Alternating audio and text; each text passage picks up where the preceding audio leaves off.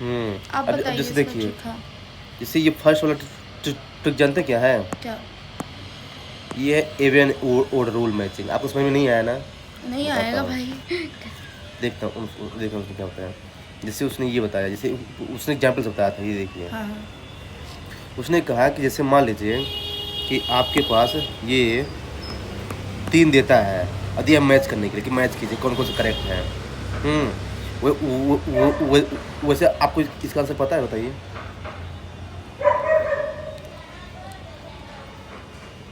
मुझे याद नहीं है, सच में बता रही हूँ। अच्छा वैसे आप बताइए। नहीं पता है ना? अब देखिए, ऐसा तो मान क्या लो है, नहीं पता। ऐसा देखिए, ऐसे क्या है ना, बहुत लोगों के साथ होता है कि एग्जाम हॉल में क्या है ना, चीज़ें रिकॉल नहीं हो पाती हैं, है ना? और यूपीएससी ऐसे क्वेश्चन पूछते हैं भाई कि जो आपको आप सुने भी ना होंगे। तो क्या है ना, ऐसे क्वेश्चन क्या है ना, उसने ये बताया कि जब मैच करने के लिए देता है और जब ऑप्शन 3 देता है ना, तो आप देखिए कि क्या वो चीज़ें सिमिलर थीम की हैं। जैसे देखिए, duty duty duty duty. Similar theme की है। हाँ। तो मोस्ट प्रोबेबली 95% उसने ये बोला जो है ना कि एग्जामिनर किसी दो को आपस में इंटरचेंज कर देता है। आपका जीएस में कितना आया शून्य में? जी से मेरा भी थोड़ा कम ही है, मतलब ये सबका वही है। अरे मैंने बहुत 65 सारे। 63 के आसपास है, थोड़ा कम ही है इसमें यार। लेकिन उसमें तो मेरा अच्छा आया था, 93 आया था उसमें। लेवल अपने से थोड़ा कम हो गया। ये मुझे लग रहा है कुछ तो गड़बड़ इन्होंने ना अपने उससे नहीं, अपने थोड़ा टेस्ट पेपर टफ ही सीरीज था से यार, मान सकते हैं, पर कोई निकाल बात नहीं, जानते दिया क्या है, था। वो बोला कि देखिए थोड़ा बहुत नंबर कम है तो कोई दिक्कत नहीं, हाँ थोड़ा इसको देखिए। तो उसने ये कहा ना कि यदि 3 दिया है, 3, और आपको श्योर नहीं है कि कौन सा सही है ना, तो देखिए कि क्या सिमिलर चीज़ की हैं। यदि चीज़ें सिमिलर थीम की हैं तो मोस्ट प्रॉब्ली एग्जामिनर क्या करता है ना, किसी दो को आपस में इंटरचेंज कर देगा। अब बचा एक, जो एक बचा ना, अब तो अकेले है वो तो इंटरचेंज करेगा नहीं, तो क्या होगा, वो सही होगा। यानी जो है ना, अगर मैच करने के लिए दिया है और अगर 3 दिया है, ओड है, 3 ओड है ना, तो आंसर क्या होगा, ओड में ही होगा। यानी आंसर 1 होगा, और या फिर तीनों हो सकता है, क्योंकि अगर इंटरचेंज नहीं किया तो तीनों हो सकता है, लेकिन 2 तो नहीं होगा, क्योंकि इंटरचेंज करेगा तो अगर एक एक करेगा तो दूसरा ऑलरेडी गलत हो ही जाएगा। उसने ये बताया, वो बोला कि ये टिप तब फॉलो करना ना जब कोई समझ में नहीं आ रहा, आपको लग रहा है कि पेपर टफ है और मैंने अटेम्प्ट कम किया है ना, तो बोला कि ये अप्रोच फॉलो करना, ये सही होगा। इसका आंसर ओनली 1 ही है। इसने क्या ट्रिक हो गई। इसने क्या किया ना, इसने क्या है ना, इसको ऐसा कर दिया है, इसको ऐसा कर दिया है, जो अब मान लो 4 ऑप्शंस दिए हैं तो क्या हाँ करें? वही तो देखिए, ये देखिए ना, ये है ओड रोल में कि जब 3 दिया हो या फिर 5 दिया हो। हाँ ये देखिए 4 दिया है, हाँ। अब 4 दिया है, अब तो पीएससी ऐसे क्वेश्चन भी पूछने लगा है। देखिए इसका सबको पता है, आई आप आई बता दीजिए तो मुझे अभी देखिए, इतना नहीं श्योरली पता है।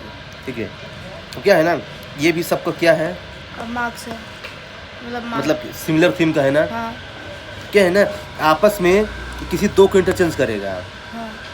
अब बचा 2, है ना, तो वो जो है ना 2 को इंटरचेंज नहीं करेगा, वो इसका आंसर जो है ना, अगर 4 दिया है तो इसका आंसर 2 होगा, या तो चारों सही होगा।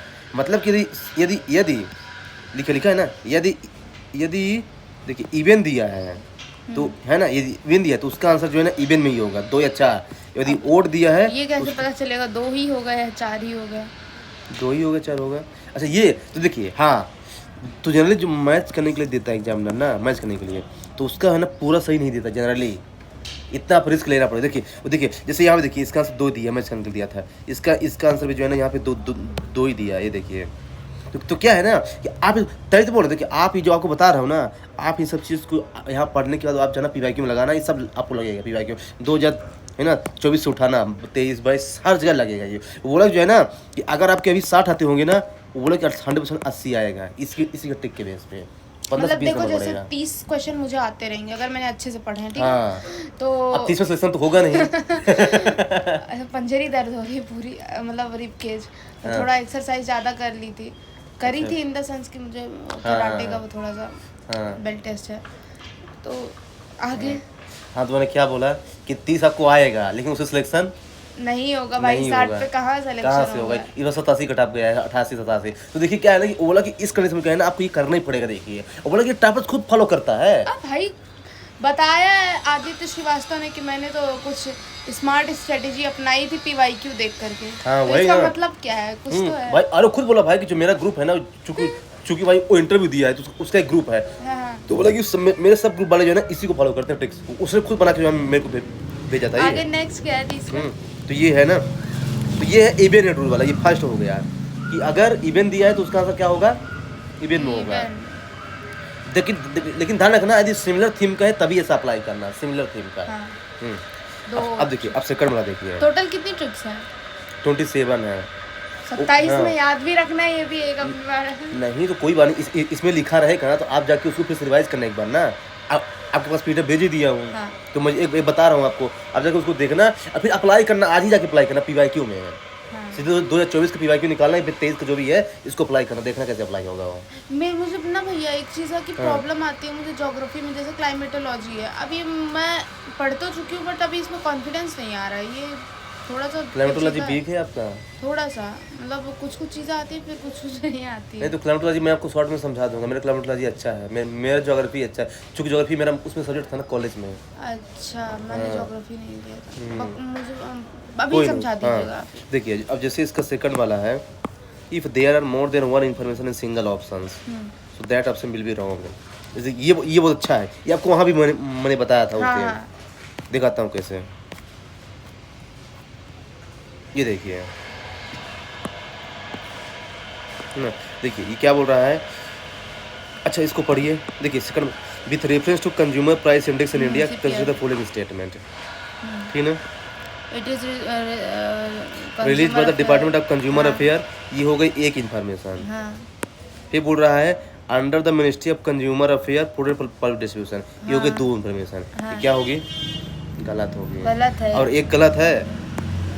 तो मैंने क्या बोला कि जो अगर 3 स्टेटमेंट दिया है और आपने एक गलत कर दिया तो जो बचा 2 है ना वो सही होता है, इसका आंसर बी होगा। देख लीजिए, तो अगर ये आप ऐसा ज्यूम कीजिए कि क्या एक ही स्टेटमेंट में 2 इन्फॉर्मेशन दिया है, अगर 2 दिया है तो मोस्टली 99% जो है ना वो गलत ही होता है। हाँ। अब इसको जाके अप्लाई करना है। आज सब अप्लाई होगा। हाँ, अप्लाई करना। फिर है थर्ड नंबर, तीसरा ये बहुत अच्छा है, फाइंड द ऑफसेट वैल्यू। सब तो अच्छा है आपके हिसाब से। हैं, हाँ। Find the offset value. ये देखिए थर्ड नंबर, ये बताता हूँ, ये बहुत अच्छा है, दिखाता हूँ।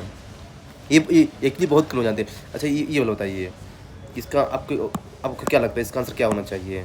Question, which of the following is likely to be most inflationary in its effect, borrowing from public, तुमने तो टिक करा है आपने। नहीं वो टिक गलत है। अच्छा, फाइनेंस बजट डेफिसिट, मतलब लाइकली मोस्ट इन्फ्लेशनरी इफेक्ट, मतलब महंगाई के, रीपेमेंट ऑफ पब्लिक डेप्ट, ये तो बिल्कुल ही नहीं होने वाला है,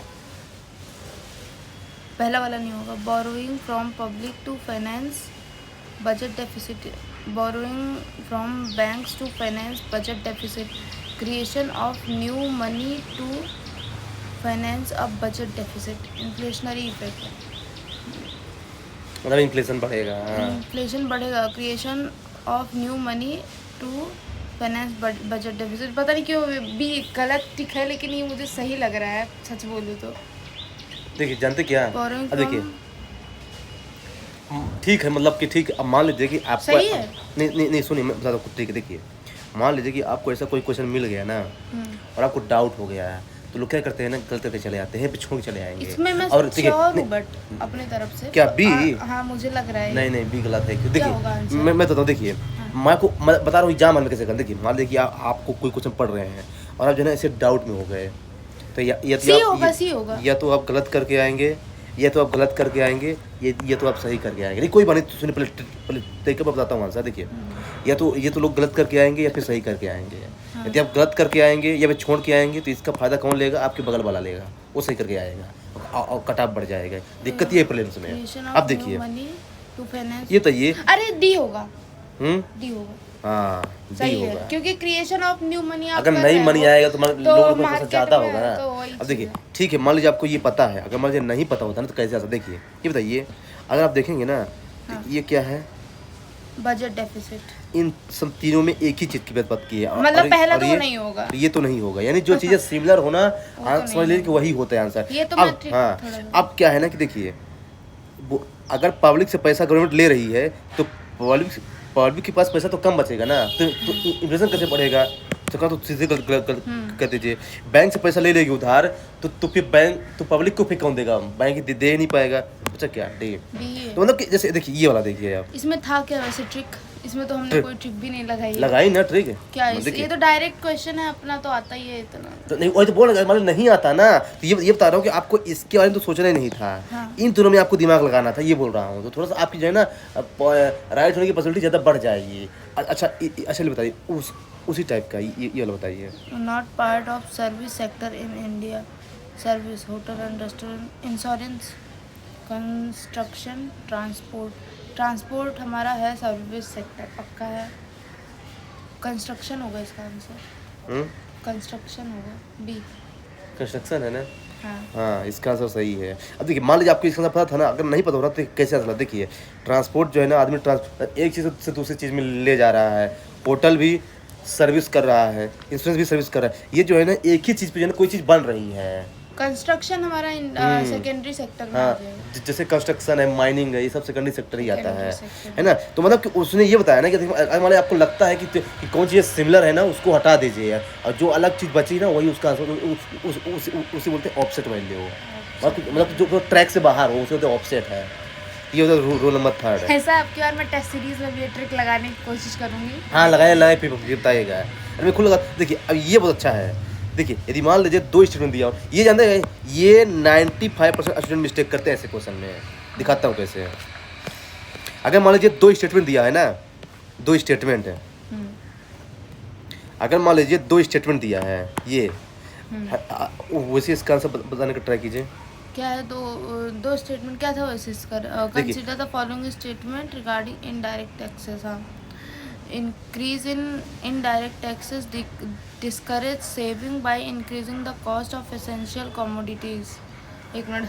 दे can be easily evaded compare to direct. Evaded मतलब क्या है? मतलब कि उसको चुराया जा सकता है, चुराना मतलब कि सेकंड वाला गलत है फिर तो। मतलब इनडायरेक्ट टैक्स को, एक मिनट, हाँ दोनों को इस तरह तो चुराया जा सकता है इनडायरेक्ट टैक्स। लेकिन कंपेयर कर रहा है कि ज़्यादा इजीली किसको कर सकते हैं, डायरेक्ट को इनडायरेक्ट को। हाँ कंपेयर कर रहा है टू, वैसे चुराया डायरेक्ट टैक्स ज़्यादा जा सकता है। और फर्स्ट वाला कंपेयर टू डायरेक्ट टैक्सेस। चलो, increase in indirect taxes discourage saving by increasing the cost of essential commodities.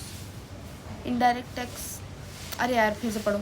Increase in indirect taxes discourage saving by increasing the cost of essential saving, मतलब essential commodities. देखिए indirect taxes, देखिए थोड़ा सा सोचने पे मजबूर कर देता है। मैं बताऊंगी मुझे, अब पढ़ लिया है तो।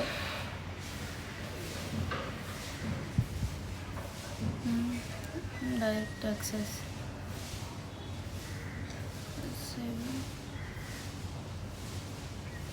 ये मुझे समझ थोड़ा सा कम आ रहा है। देखिए कोई बात नहीं देते दिखा। देखिए इसका एक वो है, देखिए यदि आपको ये वाला गलत लग रहा है, ये वाला सही है चूंकि डायरेक्ट टैक्स को जो है ना जल्दी से इवेट कर सकते हैं ना, क्योंकि डायरेक्ट हम उसको पे करना पड़ता है, जैसे इनकम टैक्स है। इनकम टैक्स ये तो गलत है ना, फिर ये बोला कि इजीली इसको कर सकते हैं। सेकंड तो गलत है ना? अब देखिए यही ट्रिक ये वाला है, एक बार यही मुझे ट्रिक है। समझाइए पहला वाला तो मैं इसका आंसर बता दूंगी। ये मुझे थोड़ा दिमाग लग कम रहा है, इसको पता नहीं पहले मैं ट्रिक बताता हूँ। देखिए मैंने क्या बोला था कि 2 स्टेटमेंट दिया हो और यदि आप श्योर हो गए हैं कि हमारा एक क्या है गलत है, और दूसरे वाले में आप डाउट में है ना, तो आप उसको सही मान के चलिए। ये 95% जो है ना ऐसा एग्जामिनर करता है कि 2 में से अगर एक आप श्योर कि गलत है तो दूसरा जो है ना जनरली वो सही देता है एग्जामिनर, इसको सही। हाँ इसका आंसर ए है। अब मान लीजिए, अब बताता हूँ कंसेप्ट। देखिए अगर मान लीजिए कि इनडायरेक्ट टैक्स बढ़ रहा है, यानी जो चीज़ पहले 10 की थी वो मान लीजिए 20 की हो गई है, तो अब यानी कंज्यूमर का पैसा ज़्यादा खर्चा हो रहा है, तो उसके पास सेविंग क्या होगा? कम होगा ना। यही तो बोल रहा है कि डिस्करेज सेविंग। सही तो बोल रहा है ऐसा। ये ट्रिक ध्यान रखना कि अगर कहीं फंस गए ना तो कि अगर ये वाला तो गलत है तो उसको आप सही मान के चलिए। ये ट्रिक आपको फॉलो करना है, देखना आपकी एक्यूरेसी जो है ना बढ़ेगी। मेरा तो प्री ही वीक है, मेंस तो एक बार लगता है। अरे बहुत लोगों को प्री वीक होते हैं, मेंस तो लोग निकाल लेते हैं भाई, जिसकी राइटिंग स्किल अच्छी है। तो मेरी राइटिंग स्किल अच्छी है, वो बात अलग है, उतनी प्रैक्टिस नहीं की है, बट अच्छी है। मैं इसमें कॉन्फिडेंस से कह सकती हूँ। नहीं हो जाएगा, हो जाएगा। अब देखिए पांचवा उसी टाइप का है, देखिए कैसे। कीड़ा मकोड़ा देखना 5वां रूल कहाँ गया है, चौथा है, दूसरा है,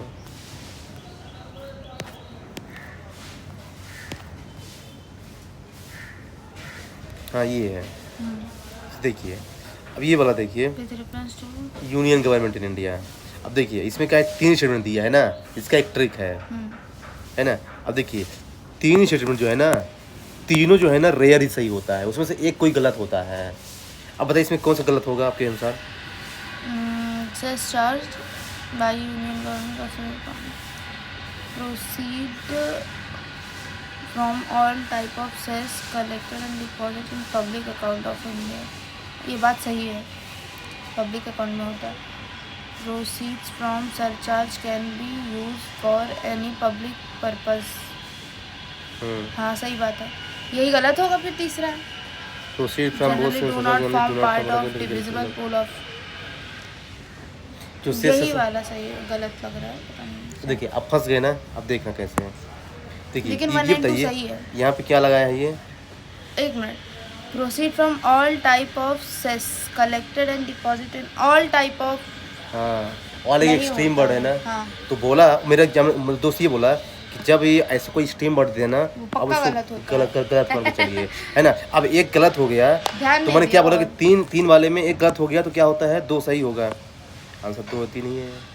ये भी ट्रिक जो है काम आएगा के लिए ये ऑल तो मैं ध्यान ही नहीं दी। ना, वही तो ये तो ध्यान देना है ना। तो बता रहा हूँ कि आपको इसमें यही करना है कि पीवाईक्यू देखना है, उस सब को फॉलो कीजिए, देखना आपको कैसे देना आंसर सही होंगे 100%। ये जो है ना रूल नंबर ये था। और एक रूल और बताता हूँ आपको यहीं पे, ये वाला ये वाला बताता हूँ, capital gains tax in India. Capital gain क्या होगा वैसे, अभी वाला रूल बताइए इसका। देखिए जानते क्या है, देखिए अब क्या है ना, लिखा है फर्स्ट वाले में, it is govern by the provision of central goods and service tax. बताइए ये क्या है, फैक्ट है ना। हाँ। और फैक्ट क्या कर सकता है एग्जामिनर, चेंज भी कर सकता है, यानी इसको गलत मान के चलिए। 1 गलत कर दीजिए, ये गया। अब बचा क्या ऑप्शन, 2 और 3। अब 2 तो सही ही होगा क्योंकि तो दोनों में है। अब 3 देखिए, short term capital gains tax levied on the proceed from the sale of assets held less than 10 years. 10 year क्यों भाई, 5 साल भी तो हो सकता है, यहाँ भी डाटा है ना। अब देखिए अब मेरे दोस्त ये बोला कि जब आप कभी 2 ऑप्शन में डाउट हो जाए हैं तो आप जो है ना सिंगल ऑप्शन वाले में जाए हैं, जो सिंगल हो, क्योंकि जब ऐसा करता है 2 3 से 2 है तो आप जाइए सिंगल साइड वाले में, ऐसा सही होता है। यही लिखा है, go for a single option. तो ऐसा कहीं फंस जाए ना कि ठीक है मैंने एक कोटा दिया, अब इसमें डाउट है ना, तो आप जो है सिंगल साइड वाले जाइए, मोस्टली सही होता है। ये था रूल नंबर 7। ये सब चीज़ अप्लाई कीजिएगा, जो बता रहा हूँ ना, रिकॉल करके देखा कैसे अप्लाई होगा, क्या आपको देखना कैसे मार्क्स बढ़ेगा। मेरा प्री ऐसा लगता है ना कि किसी में मेरे पहुंच जाएंगे बहुत अच्छे नंबर, किसी में आ जाएंगे ऐसे डाउन। बढ़ेगा डोंट वरी। अच्छा देखिए एक ये है, इंटरचेंज। ये देखिए ये वाला, ये अच्छा रूल है। अब देखिए ये बोला है कि यदि बैंक रेट बढ़ता है तो इसका क्या इफेक्ट पड़ेगा। बैंक रेट बढ़ता है तो इसका क्या इफेक्ट पड़ेगा। अब ध्यान से देखेंगे ना तो इसका जो सी और डी है ना, ये सिमिलर है, बस डिफरेंट ये है कि इजी मनी और ये टाइट मनी दिया है ना। तो यानी मोस्टली ये होगा केस अब कि इन्हीं दोनों में से एक आंसर होगा, यही लिखा है। सिमिलर और opposite looking options mostly right होते हैं। तो यानी अब देखिए क्योंकि बैंक रेट बढ़ रहा है, इसका मतलब ये है कि जो आरबीआई है ना वो टाइट मनी पॉलिसी को फॉलो कर रहा है, आंसर डी होगा। यानी आपको इन दो के बारे में सोचना ही नहीं है यार, ये भी जो एक तरीका है कि मतलब आपको एक्यूरेसी कैसे बढ़ाना है। आप कभी ऐसा डाउट में फंस गए ना तो आप ये वाला ट्रिक जो है जरूर फॉलो कीजिए। एक्यूरेसी बहुत ज़रूरी है। हाँ ये इसलिए है। कोई भी कोचिंग वाला ये नहीं कहता हम तुम्हारा प्री करा देंगे, मेंस के लिए सब हम ही भरते हैं, मेंस हो जाए। हाँ किसे उन्हें खुद ही नहीं पता रहता, उनको बैठा दिया है, वो भी फेल हो जाएंगे। हाँ वही ना। अब देखिए इसका 11 नंबर देखिए। अब देखिए ये जो है ना उसने पूछा था जो है ना करंट अफेयर्स यूपीएससी का पीवाई की हुई है। हाँ। अब देखिए ये क्या बोल रहा है कि other than USA and Russia, India is the only country to have launched in similar education. Only लगा दिया है इसमें। हाँ गलत होगा, चूंकि चाइना कहाँ जाएगा, चाइना ही तो इंडिया से आ गया है। और फिर एस्ट्रो सेट इज 200 किलोग्राम से प्लेस इन ऑर्बिट। देखिए 2 इन्फॉर्मेशन है, एक तो 2000 किलोग्राम और फिर 150 किलोमीटर। हाँ। ये भी गलत हो गया, आंसर डी हो गया। लेकिन कैसे आंसर आ रहा है, ये पीवाईक्यू है। अब ऐसे इसको देखिए, with reference to India's pharmaceutical industry considered. India's pharmaceutical market currently in the world is third largest by volume. Pharmaceutical सही हो सकता है, बट थर्ड लार्जेस्ट का मुझे थोड़ा डाउट आ रहा है. अब ये नहीं पता कि India account for more than 50% of global generic drug export by volume. More than 50%. यहाँ पे क्या है ना, दोनों में डाटा दिया है. हाँ. यहाँ भी डाटा, यहाँ भी डाटा है. जानते ऐसी कंडीशन क्या करना चाहिए, एक सही होगा, एक डाटा है कि दोनों नहीं गलत दे सकते. अब लेकिन हाँ. कौन सा सही होगा यही तो बड़ी ये तो ये ज़्यादा एक्सट्रीम कौन बोल रहा है, ये वाला ये वाला ना. छोटा दीजिए, ये वाला सही होगा. ये देखिए, ये भी जो है ना एक ट्रिक्स है. ये जो है ना एक ट्रिक्स है जो आप फॉलो कर सकते हैं.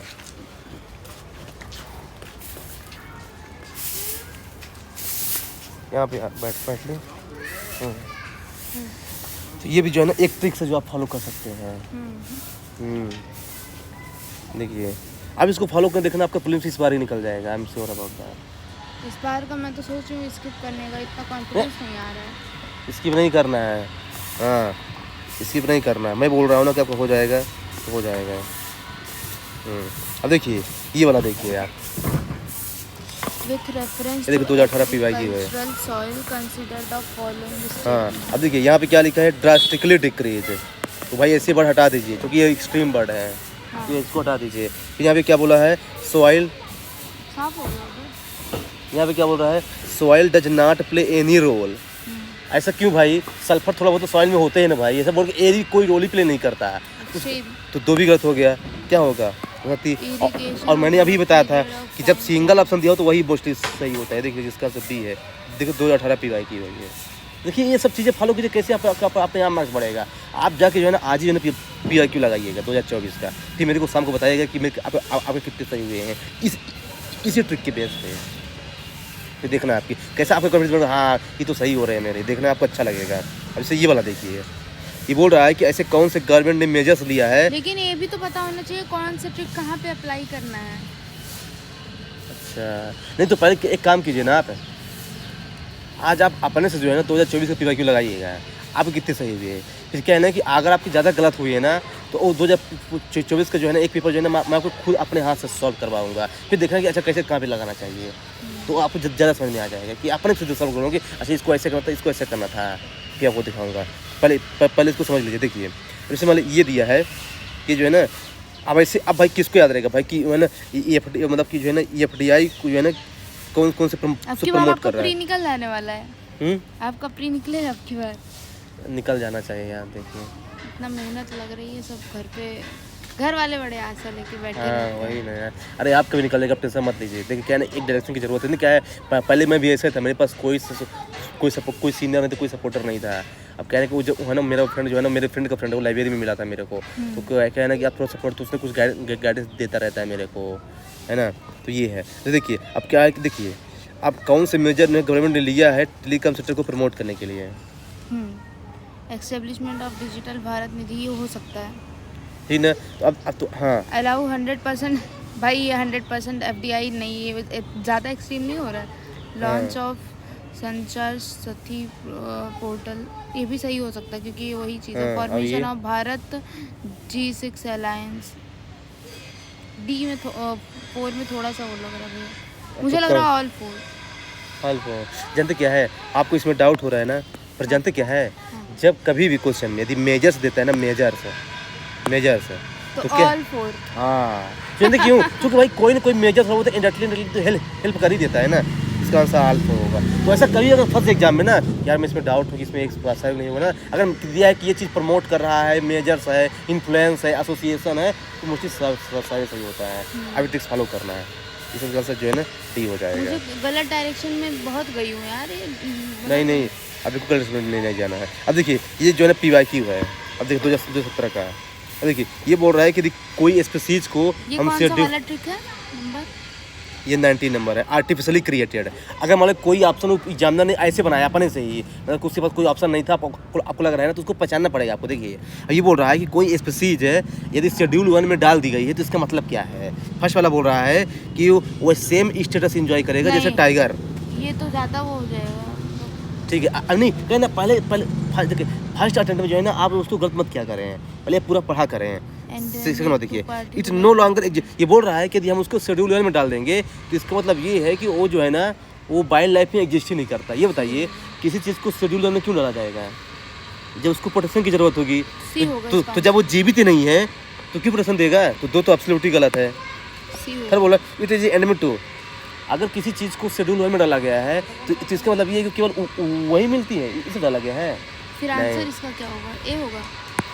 क्योंकि टाइगर जो है ना शेड्यूल 1 में ही है, तो अगर शेड्यूल 1 में जितने भी स्पीसीज है ना सबको इक्वल स्टेटस मिलेगा। भैया आप एनवायरनमेंट कैसे पढ़ रहे हैं? इन्वायरमेंट मेरा अपना खुद का नोट्स है और ये सुन्नस का नोट्स है, अच्छा। सुन्नस का नोट्स। अब बाकी मैंने अच्छे से पीवाईक्यू किया हुआ है, मेरा खुद का नोट्स है। अरे मैं वो जो है ना आपको मैंने एक चीज़ नहीं भेजा था क्या, इन्वायरमेंट का ऑर्गेनाइजेशन वाला पूरा समरी। वो क्या है ना कि जो है ना शून्य आईएएस वाले अच्छा कर रहे हैं क्या एनवायरनमेंट वगैरह? अरे मतलब जो है अरे मैं आपको अपना खुद का एक नोट्स भेजूंगा, पूरी जो इन्वायरमेंटल ऑर्गेनाइजेशन है ना उसने एक साथ जो है ना पूरा समझ करके दिया है, और मैं आपको समझा भी दूंगा जिसमें आपसे पूछूं कि कोटो प्रोटोकॉल और पेरिस एग्रीमेंट में क्या डिफरेंस है। मुझे वही चीज़ कंफ्यूजन हो रही है क्योंकि वो बुक पढ़ रही हूँ उस बुक हाँ। PMFIS मज़ा नहीं आ रही है मुझे उस बुक में। नहीं कोई नहीं, अब मज़ा आएगा, कोई नहीं। मतलब जो है ना अब है ना मैं आपको बताऊँगा, देखना पहले इसको खत्म कर लेते हैं फिर बताता हूँ आपको, है ना।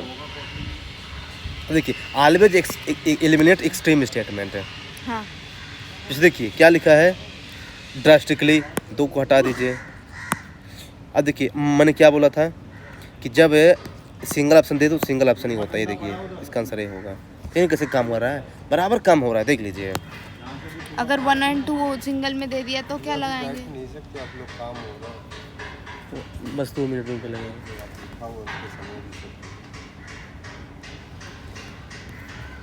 ओके अभी चले जाएंगे, देखिए और भी है पार्क। ये सुनिए। हाँ एक है चलते हैं अभी। देखिए इसको पहले ख़त्म कर लेते हैं, बस 1-2 और है, ये वाला बताइए। हाँ, European parliament approve the net zero industry act recently. हो सकता है ये तो उस साल का है। European union intended to achieve carbon neutral by 2040 and therefore aims to develop all of its own clean technology by that time. दोनों ही सही लग रहा है मुझे तो। ए होगा। देखिए इसमें क्या है ना, पैसे ट्रैप करता है। जानते क्या है, मेरी फ्रेंड ने बताया कि ये तो ठीक है फर्स्ट वाला। देखिए अगर ऐसा क्वेश्चन देता है ना स्टेटमेंट और स्टेटमेंट 2 पे उसका रीजन और असर्शन कौन एक्सप्लेन करता है ना, तो मेरा फ्रेंड ये बताया ना कि उसमें से एक तो सही होता है, तो ये तो सही है। लेकिन सेकंड वाला क्या है ना, एक तो यहाँ पे डाटा दिया है, डाटा क्या होता है मोस्टली गलत होता है। दूसरी चीज़ है मान लीजिए आप इसके बारे में श्योर नहीं है, जब कभी किसी का रीजन देना, ये क्या बोल रहा है कि जो है ना यूरोपियन यूनियन जो है ना कार्बन न्यूट्रलिटी को अचीव करना चाहते हैं, देयरफॉर इसलिए ऐसा कर रहे हैं, तो वो मोस्टली गलत होता है। देखिए रूल लिखा है reason giving statement are mostly wrong है। तो जो है ना क्या बोल रहा है कि देयरफॉर एम्स टू डेवलप, ये क्या है ना ये मोस्टली गलत होगा। आंसर इसका क्या होगा, सी होगा। ये गलत है, दूसरा गलत है। ये इससे ऊपर बहुत ज़्यादा ऐसे क्वेश्चन पूछने लगा है, ये आप ध्यान रखना है, बहुत ज़्यादा पूछने लगा है ऐसा क्वेश्चन, जिसका जो है ना ध्यान रखना थोड़ा सा है, वो बहुत इंपॉर्टेंट है, ठीक है। तो ऐसे क्या है, जैसे देखिए ये तो मैंने आपको बता ही दिया है। और ये 2 ऊपर जा रहे हैं 24 नहीं तो आपको एग्जाम्पल से बताता हूँ ना। जैसे ये देखिए, अब देखिए जैसे देखिए यहाँ भी दिया है। अब देखिए India accounts for 3.2% of global export of goods है। ये क्या है, डाटा दिया है हमको, मतलब श्योर नहीं है क्योंकि भाई एग्जाम वाले में कोई रिकॉल नहीं कर पाएगा भाई कि कितना एक्सपोर्ट करता है, उसको गलत कर दीजिए। अब जब एक गलत हो हमारे पास केवल एक ही ऑप्शन बचा है, डी। ये देख लीजिए आंसर डी है। देख लेना कैसे आंसर आ रहे हैं, वो दिखाता हूँ आपको।